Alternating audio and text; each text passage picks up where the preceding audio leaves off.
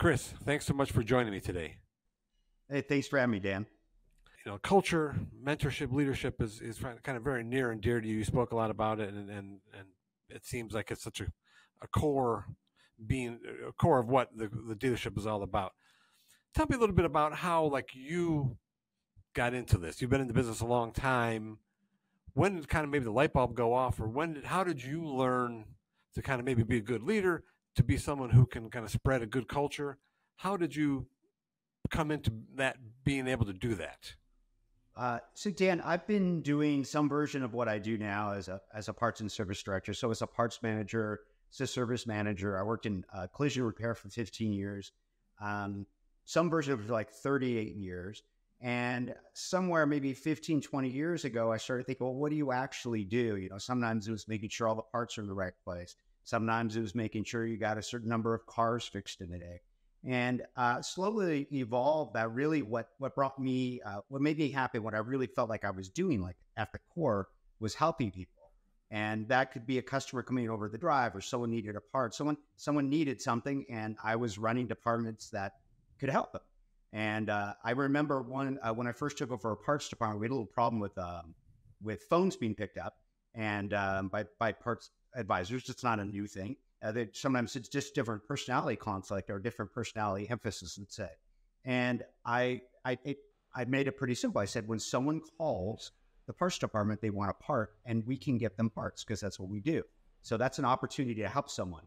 And that was kind of maybe the beginning of me just simplifying it to like really the core of my career, and maybe my life, maybe when I'm doing the best thing and the thing that is closest to what I feel is important is I'm helping people. And I have that ability. And in so many of my jobs, they've given me tools to do it. They've given me enormous resources, personnel, etc. So I feel really fortunate that I have that opportunity to actually do it. I can execute it every single day. I can help people. And like right now, I have I think tomorrow 32 appointments. So I have 32 opportunities to help people tomorrow. And it used to be, at the very beginning of it, used to be this: I want to help people, but what does it cost? And it was, for some reason, I saw this as a balance. Well, I can't spend too much money, and I really, that slowly changed over time to say, no, that's not the way it works at all. Is you build a business that helps people and the money follows. You can't say, I can only spend this much helping people. If you come at it from that, or at least what I experienced, if I come at it in that direction, I'm then not focused on how I'm going to fulfill a need or help someone. I'm then focused on how I'm going to save money by helping while they help them. And maybe the third evolution, or as it became more integrated, I realized that it wasn't just my customers. I have an opportunity, like right now, 25 people that are direct reports. I have an opportunity to help them in so many ways. And it's really obvious, like when I get to hire someone, that's like one of my favorite days, right? I got to hire someone. Someone wanted a job. I had an opening. We're going to help each other out. This is going to be great. Sometimes that fades over time. You kind of forget that moment where you think you're going to fulfill a need to help someone. But really, I have that opportunity every day. So I have a technician. He's been doing it a year. He wants to become a master tech. What's my next step to doing that? When I can align what's good for my business, because if you don't run a business successfully, you get zero chances to help people, right? So that's sort of a baseline. You have to do your business correctly.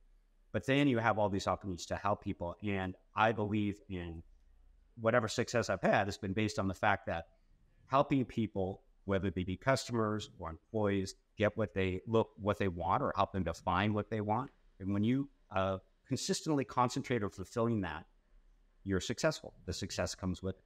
And that's probably doubly true for employees. That's probably doubly true. Like if you honestly are trying to help them get to where they want to be, the rewards for everyone are incredible. How is the retention in your service department there? A lot of places have a lot of turnover, but I've also seen places that do things the right way, treat their employees well, who also then treat their customers well. They don't have retention problems. How is yours there at Volvo Cars Marin? So I'll just focus on technicians because I know those numbers pretty well. I've lost 3 technicians in 2.5 years, all of them for commute reasons. We're somewhat in an island. We're in a wealthy county that I think 2 of my technicians live in our county. Otherwise, everyone commutes in. And so we lost 2 who basically got jobs, an hour closer to home. I think all three of them were that way.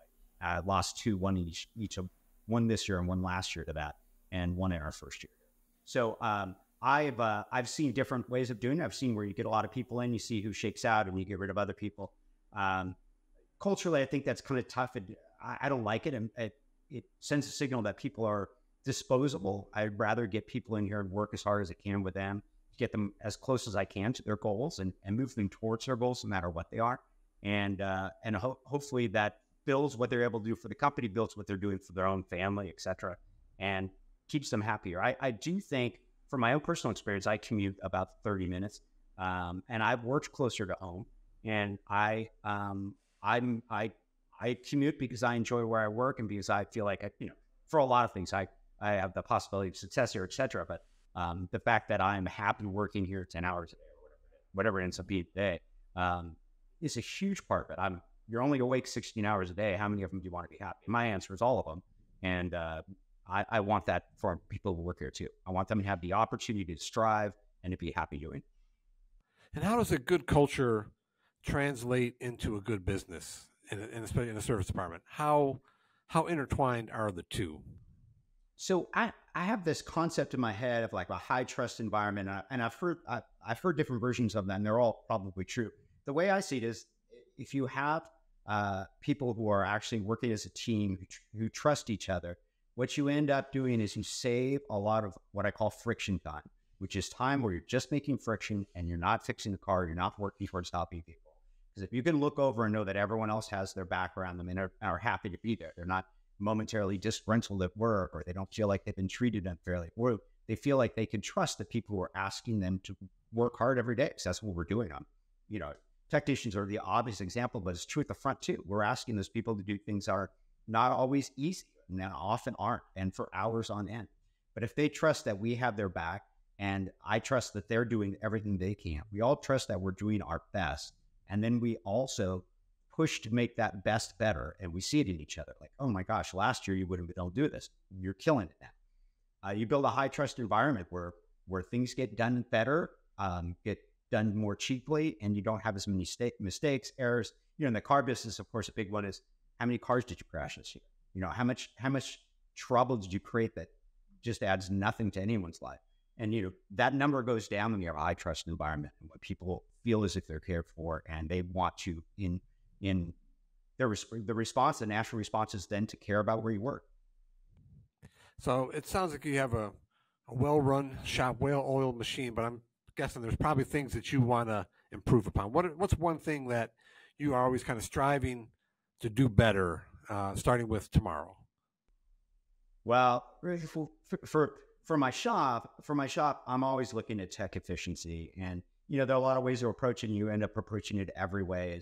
I have some junior techs here. How do I get them in the same mode as my most efficient technicians? Do I mentor them? The answer is yes, I mentor them. With a efficient, flat rate journeyman technician, I mentor them. I have master techs work with them, or foremen work with them when there are more challenging jobs, so they don't become frustrated or take shortcuts, that sort of thing. So that's something. Shop efficiency is always something I'm looking for. In my area, a challenge, and I think everyone has this, is getting enough technicians. And in my area, like I was saying before, with commuting, it's hard to get someone to walk in the door, even want to talk about a job. That's gotten better over time. We moved to this location 2.5 years ago, 3 years ago. And over time, what's happened is the technicians I have talk to their technician friends, and we bring them in. I don't want to say Volvo's obscure, but it's been a smaller brand over the last 10 years. And with change in ownership a decade ago, some of the technicians retired and moved to different brands. So we're really building a technician base back up. And that's tricky. Moving someone, let's say I want a technician who knows European cars. Well, it's not always easy to steal from a Mercedes-Benz or a BMW that has larger dealer base, more jobs, and they've invested in their employees. That can be, a master technician might take 2 or 3 years to become a master technician in the brand. So that's an ongoing challenge for all of us. I'll say that the employment issue, hiring people, just before this, I was interviewing someone for our receptionist, cashier, our service cashier. And one of the great challenges we've had is that position, we were talking about it right after the interview, that position has been emptied 5 times, but 4 of the people who left that position are now in positions here.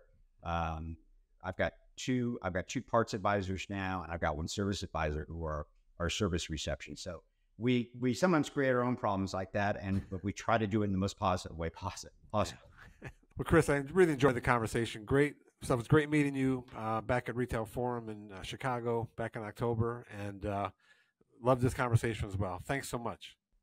Thank you very much.